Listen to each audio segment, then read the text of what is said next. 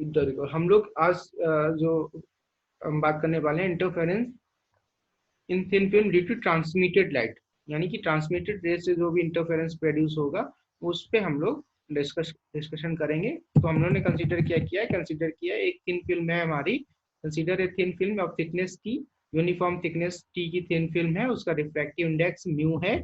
और हम लोगों ने कंसीडर किया है कि एक कोई रे आ रही है, एस एस ए रे आ रही है, वो हमारे ए पॉइंट्स पे आती है, ऐसे रे है जो ए पॉइंट्स पे आती है। यहाँ से कुछ पोर्शन इसका रिफ्लेक्ट हो गया होगा, बाकी रिफ्रैक्ट हो गया है। रिफ्रैक्ट होने के बाद बी पॉइंट पे आती है, बी पॉइंट से यहाँ पे टू पार्ट्स में डिवाइड होती है, एक रिफ्लेक्शन में और ट्रांसमिशन में, रिफ्लेक्शन में और ट्रांसमिशन में। ठीक है, रिफ्लेक्टेड जो रेस था हमारा, ये हमारी रिफ्लेक्टेड रेस इस थिन फिल्म में ट्रेवल कर रही है और पॉइंट सी से हमारा फिर से बैक टू रिफ्लेक्ट होके आ रही है, वापस पॉइंट डी पे आ रही है और डी से रिफ्रैक्ट होके हमें निकल जा रही है थिन फिल्म से। तो जो भी इंटरफेरेंस प्रोड्यूस होगा किसमें, इन दो रेज में जो भी इंटरफेरेंस प्रोड्यूस होगा उस पे हमें कहाँ पे ब्राइट होगा, कहाँ पे डार्क होगा, ये हम लोग आज डिस्कस करेंगे। और ये कैसे डिस्कस हो सकता है, ये हमारा इन दोनों के बीच में अगर हम ऑप्टिकल पाथ डिफरेंस निकाल लें और उसको किसमें, ब्राइट और डार्क फिल्म्स के कंडीशंस में रख दें, तो हमें उसकी ब्राइट और डार्क की कंडीशंस मिल जाएंगी। ठीक है, तो हमारा टारगेट क्या है, फर्स्ट टारगेट क्या है, इन दोनों, इन इसके और इसके बीच में, रेज के बीच में हमें ऑप्टिकल पाथ डिफरेंस निकालना पड़ेगा। ठीक है, तो अब देखो ये रेज जो है यहाँ से टू पार्ट्स में डिवाइड होती बी पॉइंट से, यानी कि ये रेज तो सीधे एयर पे ट्रेवल करने लगी थी, बट ये रेज अभी भी रिफ्लेक्ट, यहाँ से रिफ्लेक्ट होने के बाद सी पॉइंट पे आई, सी से डी पॉइंट पे आई और उसके बाद रिफ्रैक्ट होके बाहर आई।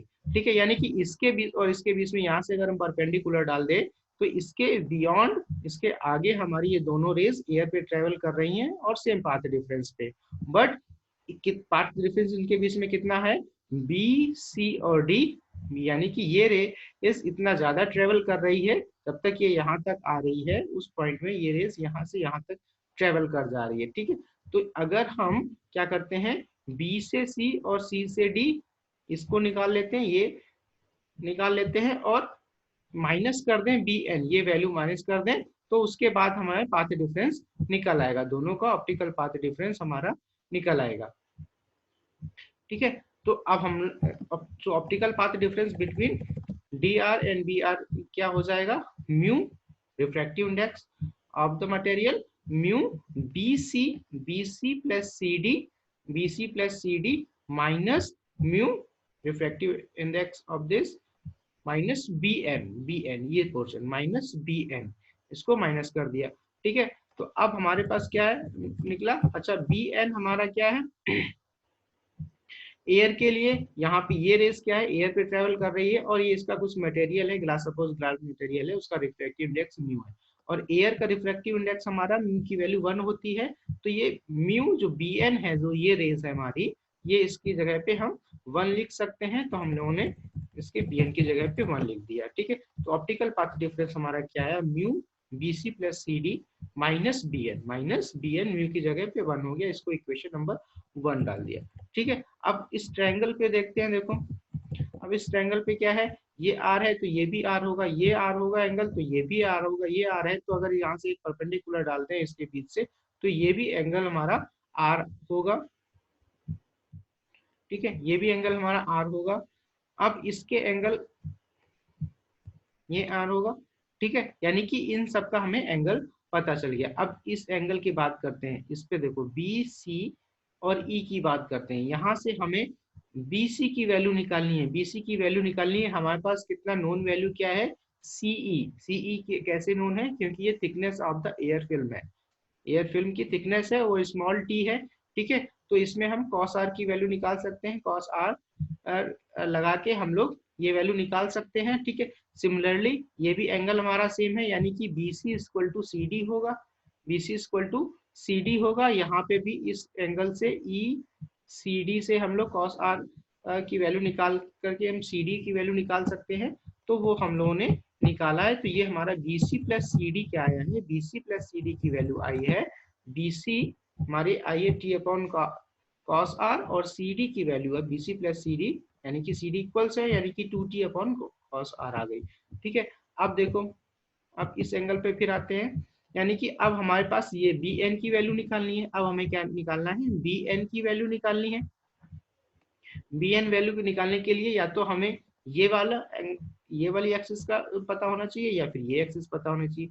ये हम लोगों ने परपेंडिकुलर डाला हुआ है, इसका पता नहीं है। हम लोग ये निकाल सकते हैं क्योंकि हमारे पास ये भी वैल्यू है, और अब हम लोग ये बी सी की वैल्यू भी निकाल चुके हैं, और सीई की वैल्यू हम लोगों के पास पहले से स्मॉल टी थी। ठीक है, तो ये वैल्यू हम लोग बी ई की वैल्यू निकाल देते हैं टेन आर इक्वल्स रख के, और B E equal to E D, B E equals to E D, यानी कि बी डी की वैल्यू जो होगी 2BE होगी, 2BE होगी, क्या होगी 2BE। तो BE की वैल्यू हम लोगों ने क्या निकाल दिया, BE equal to E D, tan R equal to BE upon CE, यानी कि BC equal to BE equal to T tan R, तो BD equal to 2t tan R हो गया। यानी कि ये वैल्यू हमारे पास क्या आ गई, ये वैल्यू हमारे पास आ गई यहाँ से यहाँ तक 2t टेन आर, और ये वैल्यू हमारी BC प्लस CD की वैल्यू आ रही है 2t अपॉन कॉस आर।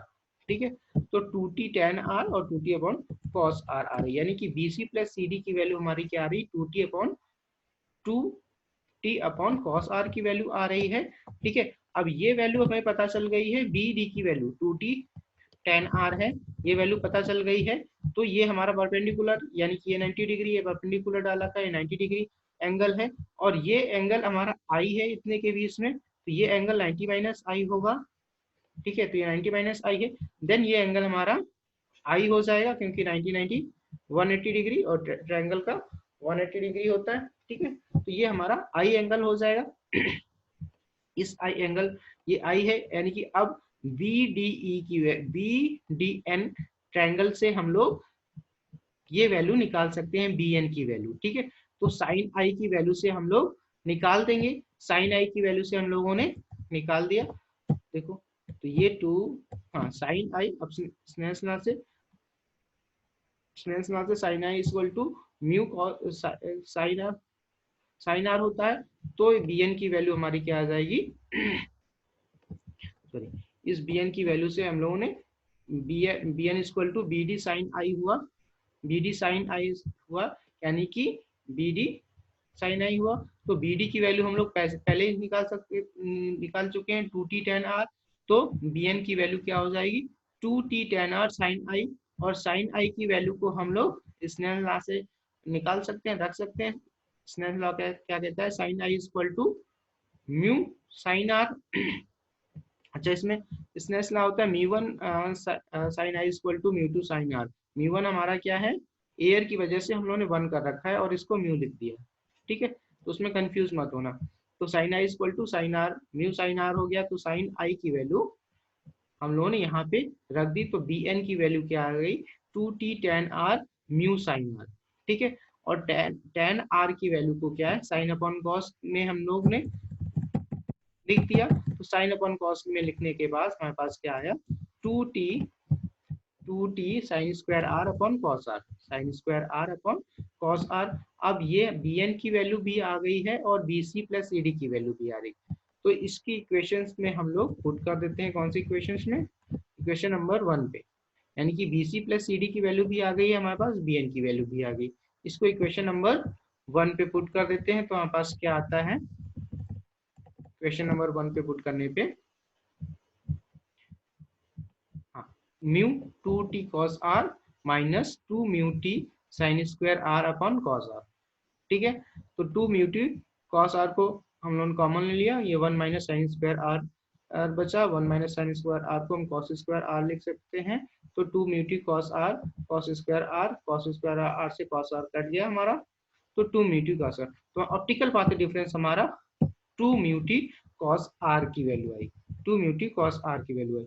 अच्छा, वहां पे हम लोग रिफ्लेक्टेड रेस में हम लोगों ने क्या किया था, इसमें माइनस लैम्डा बाई 2 का पाथ डिफरेंस हम लोगों ने ऐड किया था, वो हम लोग यहाँ पे नहीं कर रहे हैं, क्योंकि वो तभी कर सकते हैं जब रेयर से डेंसर मीडियम से कोई रेज रिफ्लेक्ट होती है। और यहाँ पे क्या है, हमने लिख भी रखा है नो पाई चेंज, यानी कि पाई का चेंज नहीं होगा। क्यों, क्योंकि ये हमारा डेंसर से ये डेंसर मीडियम है और ये हमारा रेयर मीडियम है, तो यहाँ पे रिफ्लेक्शन क्या हो रहा है, डेंसर टू रेयर मीडियम।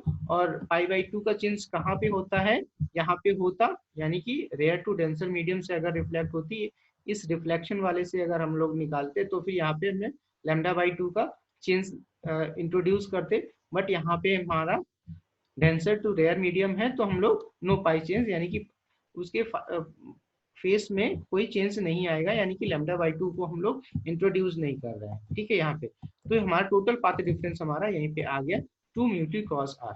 ठीक है, अब इस टोटल पाथ डिफरेंस आ गया, ऑप्टिकल पाथ डिफरेंस आ गया है। अब कंडीशन क्या है, for bright fringes optical path difference अगर हमारा m लैम्डा है, यानी कि m लैम्डा है तो हमें ब्राइट फ्रिंज मिलेगी, तो m लैम्डा रख लेते हैं, 2 μ cos r equal to m lambda हो गया, ऑप्टिकल पाथ डिफरेंस आ गया।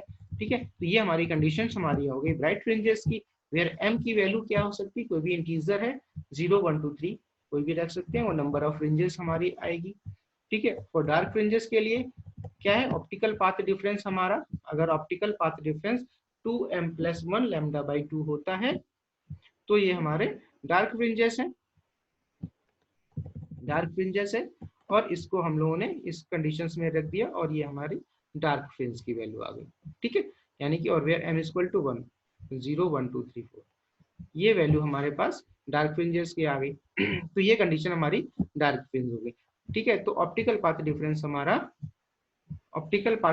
हमारा निकल गया था, और उस ऑप्टिकल पाथ डिफरेंस को कंडीशन फॉर ब्राइट फ्रिंजेस और डार्क फ्रिंजेस में रख देते हैं, तो हमारी ये कंडीशन आ गई। अच्छा, ये दोनों कंडीशन जस्ट अपोजिट हैं, किससे, रिफ्लेक्टेड और ट्रांसमिटेड रेज में। रिफ्लेक्टेड रेज में ये कंडीशन हमारी ब्राइट फ्रिंज की है और ये डार्क की है। ठीक है, और ट्रांसमिटेड में ये हमारी ब्राइट की है और ये डार्क की है। ऐसा क्यों, क्योंकि वहां पे हम लोग रिफ्लेक्टेड में क्या कर रहे थे, -λ/2 का ऑप्टिकल पाथ डिफरेंस में -λ/2 को इंट्रोड्यूस कर रहे थे, क्योंकि वहां पे रेज जो है हमारी रेयर से डेंसर मीडियम के सरफेस से रिफ्लेक्ट हो रही थी, उसमें पाई का फेस चेंज आता है, पाई का फेस चेंज आ जाता है, इंट्रोड्यूस हो जाता है। इसलिए हम लोग इस ऑप्टिकल पाथ डिफरेंस में जो भी निकाल रहे थे -λ/2 कर रहे थे, इसलिए इसकी कंडीशंस जो है वो चेंज हो गए नहीं थी, तो जस्ट अपोजिट कंडीशंस आपको दिखाई पड़ रही। तो ये आज आपका कंप्लीट हुआ है